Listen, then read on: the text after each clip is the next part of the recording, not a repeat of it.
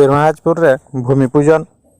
सोनपुर जिला बीरमहाराजपुर सांस्कृतिक संसद मैत्री मंडप भूमि पूजन और शिलान्यास कार्यक्रम हो जाए।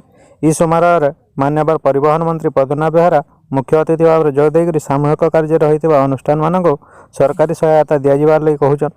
सब बेले आगे आसीचन मंत्री परिषद और समस्त जिलार डेभलपमेंट लगी लगी।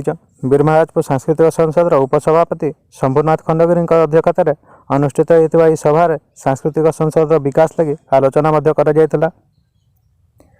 सोनपुर जिला बीरमहाराजपुर महानदी नेत्र चिकित्सालय 15तम वार्षिक उत्सव पालन हो जाए।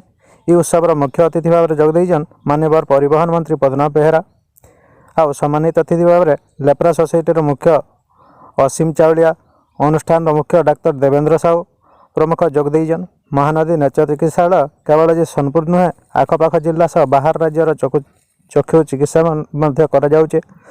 बहुत बढ़िया डॉक्टर मान भी अच्छा।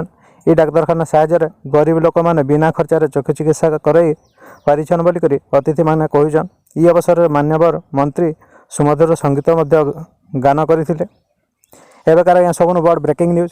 सोनपुर आरक्षी अधीक्षक गाड़ी दुर्घटनाग्रस्त अल्पके वर्तीजन आरक्षी अधीक्षक और पीसीओ। सोनपुर आरक्षी अधीक्षक देवी प्रसाद दास गोटे गाड़ी जाते गोटे बैठक में जोगदेवार लगे संबलपुर गला बेले एक दुर्घटना घटी। सोनपुर संबलपुर रास्त बड़माल पाखे एक बलद हठात दौड़ी आसवर ड्राइवर ब्रेक मारी जार फल 3 पलटा देकर गाड़ी रास्ता कड़े खसी जाता।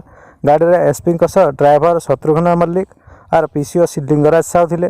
तेबे तीन सामान्य आहत होता जणाई। घटनास्थल समस्त को उद्धार कर सोनपुर जिला मुख्य चिकित्सालय के भर्ती कर सबुन बड़ ब्रेकिंग न्यूज। सोनपुर आरक्षी अधीक्षक गाड़ी दुर्घटनाग्रस्त गोटे बलद पलि आसाला गाड़ी पिटी होता आ 3 उल्टा देकर पड़ जाते तेज समस्ते ठीक अच्छे और समस्त को सोनपुर डाक्तखाना भर्ती कर सबुन बड़ ब्रेकिंग न्यूज। सोनपुर आरक्षी अधीक्षक गाड़ी दुर्घटना होती।